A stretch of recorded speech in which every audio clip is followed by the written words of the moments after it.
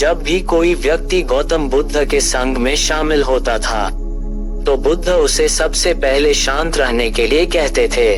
ध्यान की अवस्था में जाने से पहले उस भिक्षु को शांत रहना सिखाया जाता था।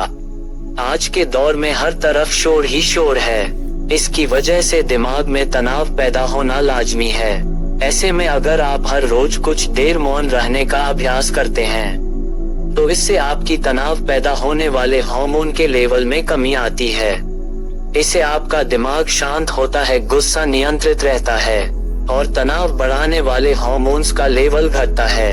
आज की इस वीडियो में हम जानेंगे कि किन किन मौके पर हमें शांत रहना है और किन मौके पर हमें बोलना है और शांत रहने से हमारे अंदर क्या बदलाव आ सकता है।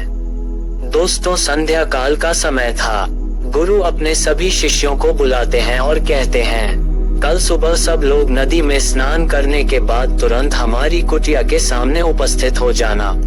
सभी शिष्य हैरान रह जाते हैं कि हम लोगों ने कुछ गलती की है क्या, लेकिन कुछ शिष्य ये कहते हैं कि हो सकता है कि गुरुजी कल सुबह कुछ अच्छी बात बताने वाले हैं। सब लोग रात को सही समय पर सो जाते हैं और सुबह उठकर सभी लोग नदी में स्नान करने के बाद वापस गुरु जी के सामने उपस्थित हो जाते हैं।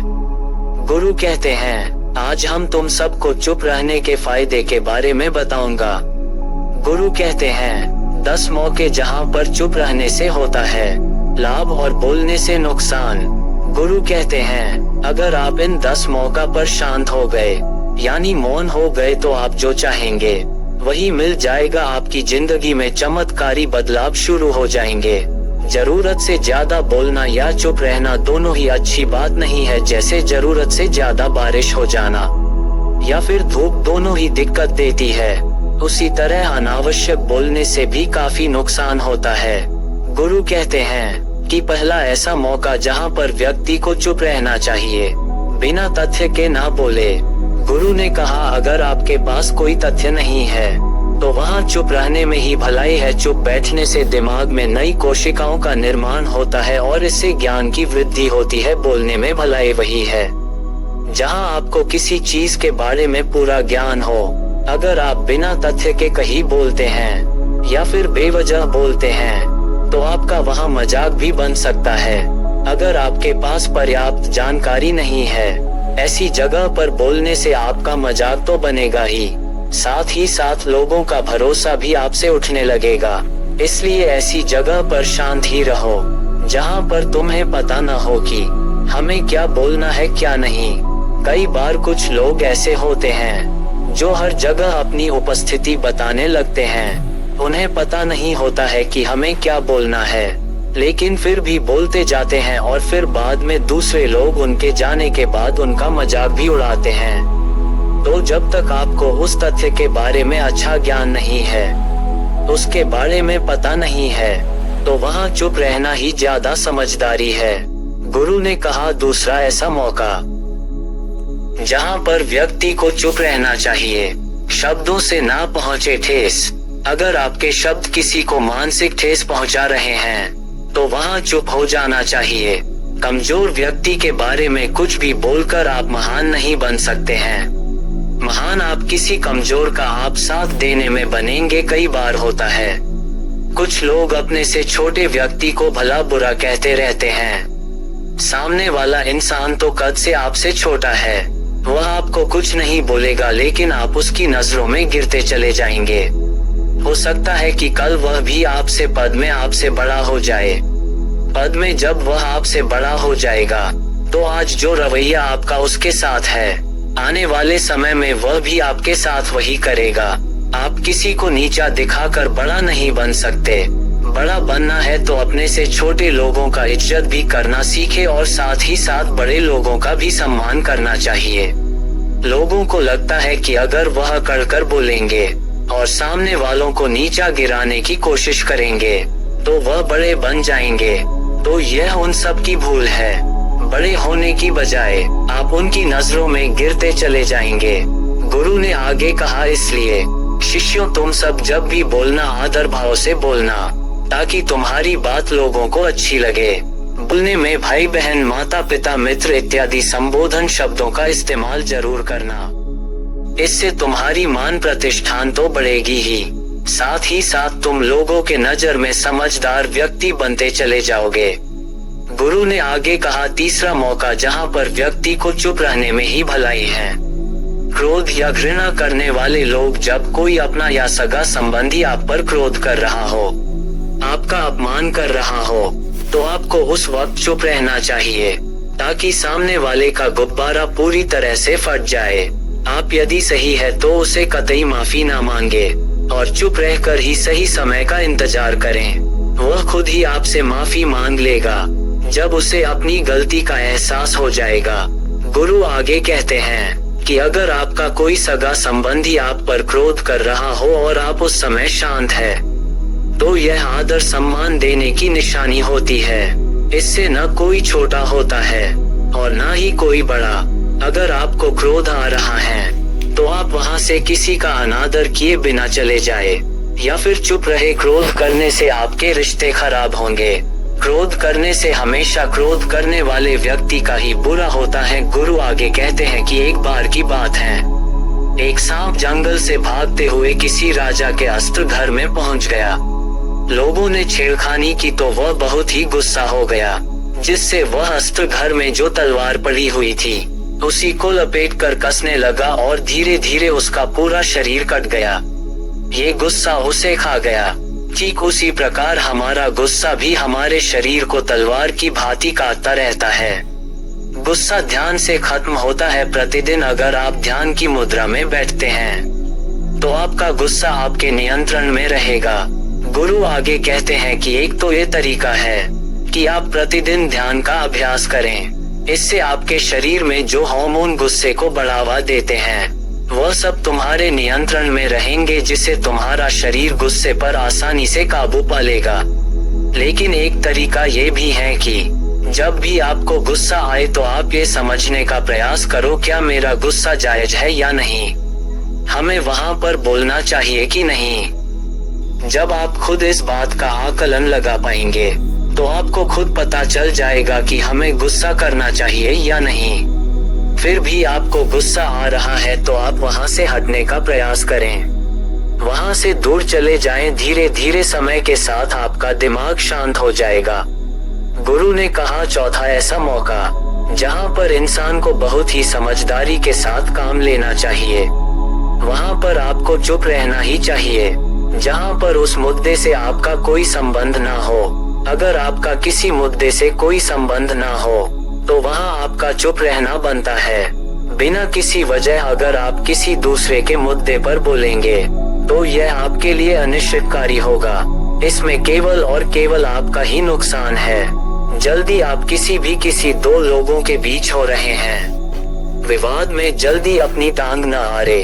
अगर सामने वाला आपको बुला रहा है अपना झगड़ा शांत करवाने के लिए तो ही आप वहां पर जाएं। किसी की व्यक्तिगत जिंदगी में दखलंदाजी नहीं देनी चाहिए जब तक कि वह व्यक्ति आपको नहीं बुलाता है अपने झगड़े को शांत करवाने के लिए।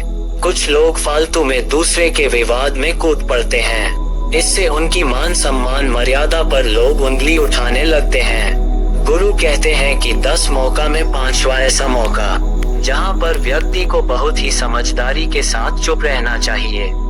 आपके शब्दों से किसी मित्र को हानि ना पहुंचे।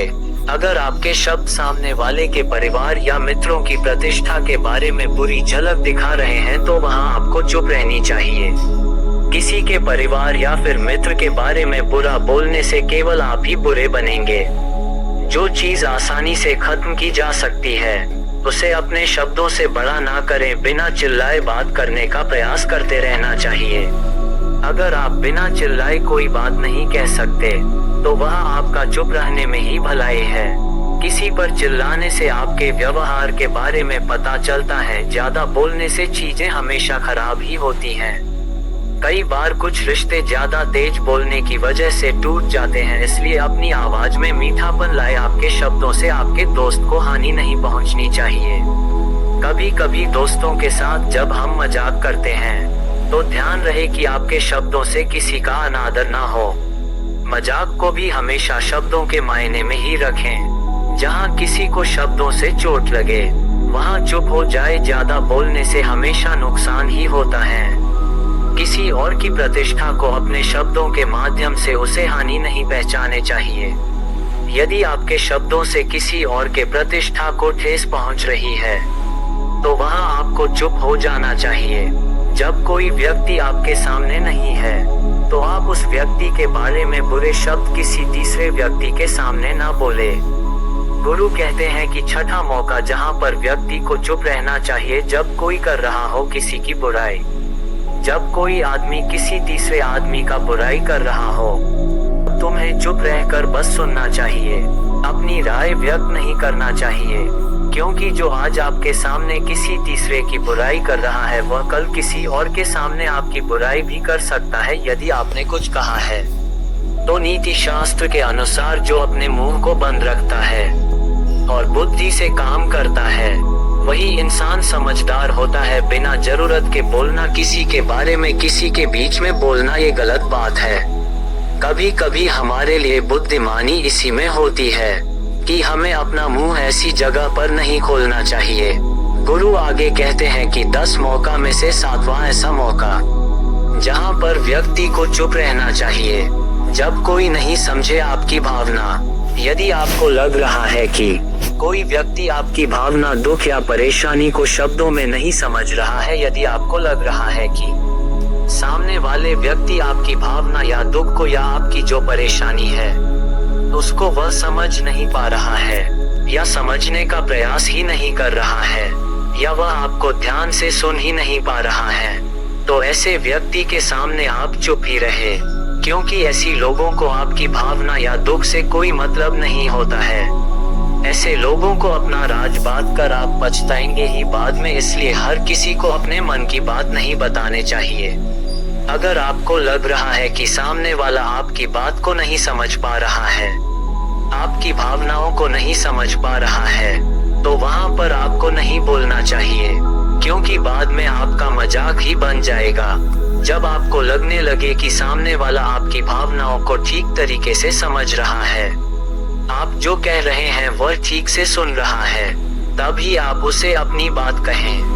गुरु कहते हैं कि 8वां मौका जहां पर आपको चुप रहना चाहिए जब कोई इंसान अपना दुख व्यक्त करे।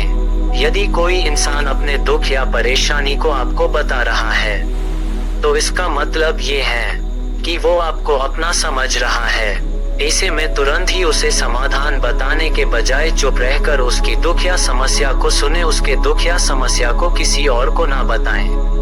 वह इसलिए नहीं बता रहे हैं कि आप उसकी समस्याओं का समाधान कर देंगे, बल्कि वह इसलिए नहीं बता रहा है कि सामने वाला उसकी बात को समझ रहा है। कई बार बताने से दुख कम हो जाते हैं। आपको अपना दुख इसलिए बता रहा होगा कि उसे लग रहा है कि आप उसकी बात को समझ रहे हैं। दुख बांटने से कम हो जा रहा है, इसलिए जब कोई व्यक्ति अपना दुख आपसे व्यक्त करे तो आप चुप मार के उसकी बात को बहुत ही ध्यान से सुने, ताकि उसके दुख कम हो जाए, उसके मन का बोझ हल्का हो जाए, क्योंकि उसके मन में जो भी बातें थी वह आपको सब बता दिया। गुरु आगे कहते हैं कि 10 जगहों में 9वीं ऐसी जगह है जहां पर आपको चुप रहना चाहिए। जहां पर दुष्ट प्रकृति के लोग रह रहे हो और गाली गलौज कर रहे हो तो आप वहां पर मत जाए। ऐसी जगहों से आप चुपचाप निकल जाए, अर्थात अपनी प्रतिक्रिया दिए बिना आप वहां से चले जाएं, क्योंकि जिसकी जुबान खराब होती है, जो दुष्ट प्रकृति के लोग होते हैं, उनको आप ऐसे समय में नहीं समझा सकते हैं। जब उनका दिमाग पूरी तरह से शांत हो जाए तभी वह आपकी बात सुनेंगे। इसलिए जहां पर दुष्ट प्रकृति के लोग हो, आपकी बात को न मानते हो और न ही सुनते हो, तो आपको वहां पर नहीं बोलना चाहिए। गुरु कहते हैं कि 10वां ऐसा मौका जहां पर आपको शांत हो जाना चाहिए।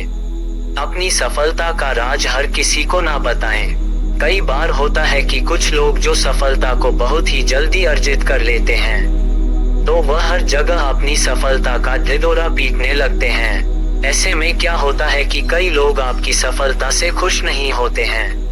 अगर आप अपनी सफलता का जबरदस्ती लोगों में ढिढोरा पिटवा रहे हैं तो लोगों की नकारात्मक ऊर्जा आपको प्रभावित कर सकती है। जब आप सफल होंगे तो सबको पता चल जाएगा कि आप सफल हो गए हैं। ढिंढोरा पीटने से नुकसान आपका ही होगा। इतना कहकर गुरु ने कहा, शिष्यों आज के लिए बस इतना ही। अगर तुम सब मेरी इन 10 बातों को अपने जीवन में अपना लेते हो तो तुम सब काफी हद तक अपनी परेशानियों से बचे रहोगे। यहाँ से जाने के बाद मेरी यह बातें आपके जीवन में किसी वरदान से कम साबित नहीं होंगे। दोस्तों, मुझे उम्मीद है इस वीडियो से आपको बहुत कुछ सीखने को मिला होगा।